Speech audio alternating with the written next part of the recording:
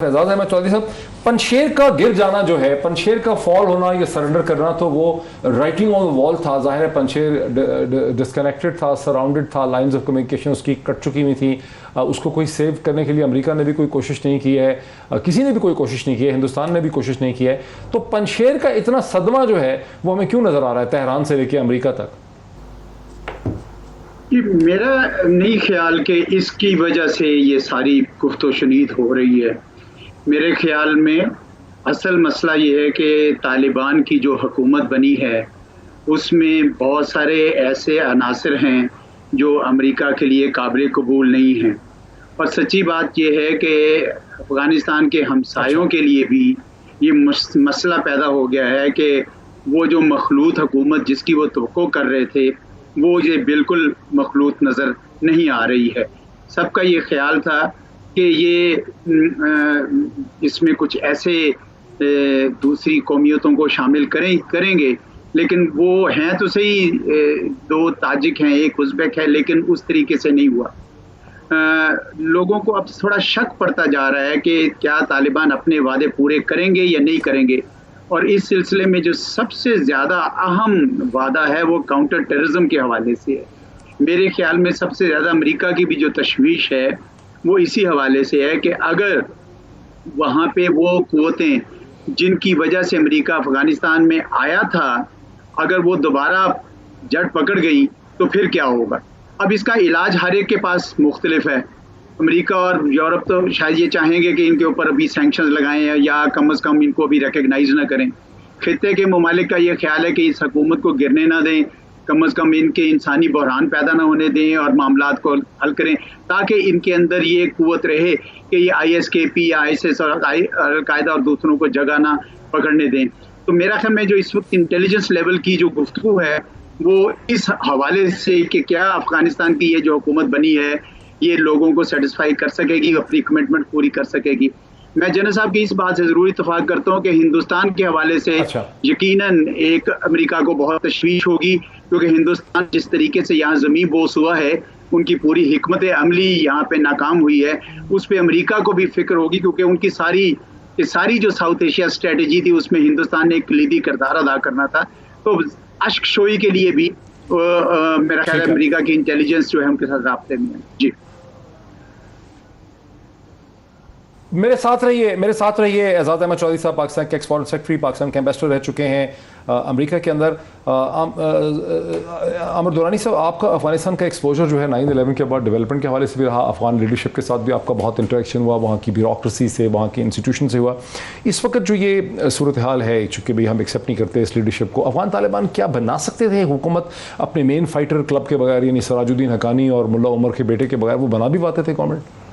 नहीं, देखिए, मेरा ज़ाती ख्याल ये है कि अभी हुकूमत बनी नहीं है। मैं थोड़ा सा कंट्रोवर्शियल व्यू इसमें ज़रूर रखूँगा, क्योंकि मैं जो जी वो तो उन्होंने भी कहा है कि ये एक इंटरिम सेटअप है। ये एक इंटरिम सेटअप है। I think this is a wait and see setup, क्योंकि सिंपल सी बात यह है कि जिस तरह ये अभी नेगोशिएटिंग एलिमेंट जो आने वाला है वो ये आने वाला है कि जिस तरह इनकी हुकूमत में कुछ ऐसे लोग हैं, एलिमेंट्स हैं, जिनके बारे में दूसरे कमेंटेटर्स ने भी कहा कि ये वो लोग हैं जो कि पहले अभी किसी सैंक्शन में, कोई UN सैंक्शन में, कोई इसमें, कुछ उनमें से ऐसे लोग भी हैं जो कि हमें भी शायद ना, मुझे 52-53 के नाम सारों के याद नहीं, पर मुझे इतना नहीं, जो टोटल कैबिनेट की लिस्ट है वो 50 से ज़्यादा उन्होंने वो मिनिस्ट्री सारी। जी बिल्कुल, ये तो बड़ा मज़े का एक और आंसर है, उस पर कभी बात करेंगे। लेकिन कहने का ये मतलब है कि वो मेरे ख्याल में अपने लिए कुछ बार्गेनिंग चिप्स अपने हाथ में रख रहे हैं कि वो गिव एंड टेक के लिए, और आखिर जब हुकूमत बनेगी तो उसमें इंशाल्लाह मेरा ज़ाती ख्याल ये है कि there has to be a give and take. लेकिन एक और चीज़ जो हमें गौर से याद रखनी, एक्सपेक्ट करते हैं कि जो हुकूमत बनेगी उसमें ख़वातीन भी हो पाएंगी, कैबिनेट उनकी बनेगी?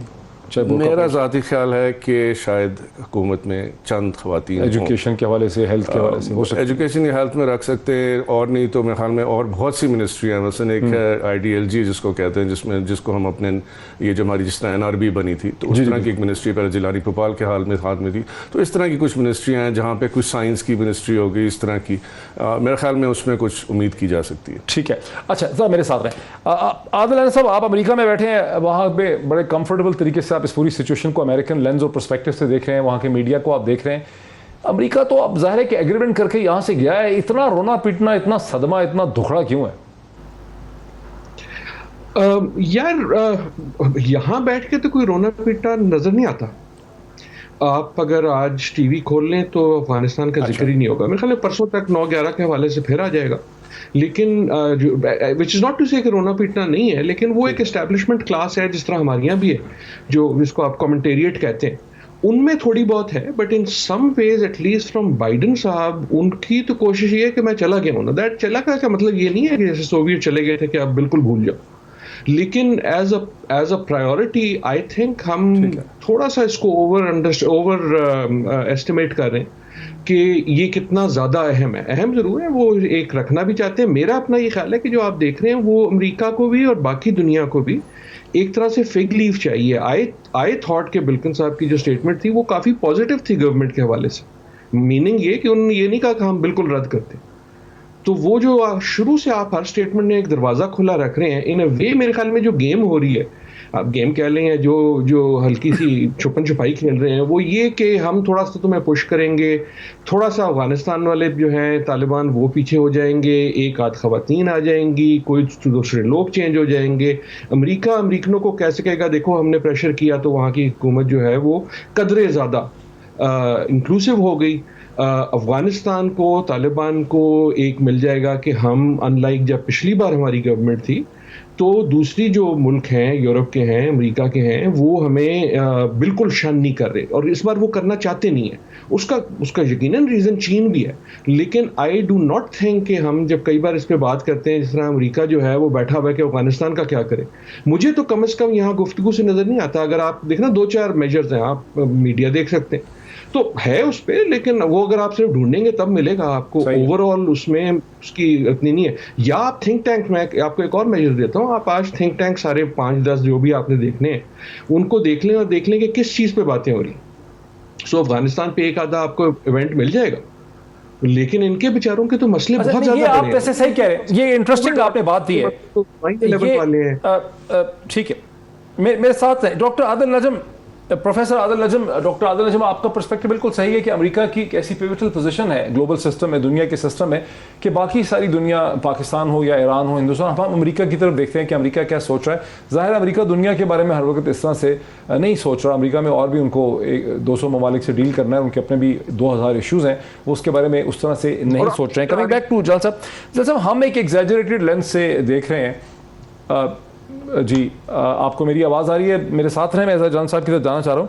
جنرل غلام مصطفیٰ, ہم ایک بڑے ایگزیجریٹڈ لینس سے جو ہے نا بڑی ایک غیر معمولی دلچسپی لیتے ہیں امریکہ کی ہر چیز میں, اور بڑے شک میں بھی مبتلا رہتے ہیں کہ بس امریکہ ہمارے بارے میں جو ہے سوچ رہا ہے, کچھ کرنے کے بارے میں سوچ رہا ہے.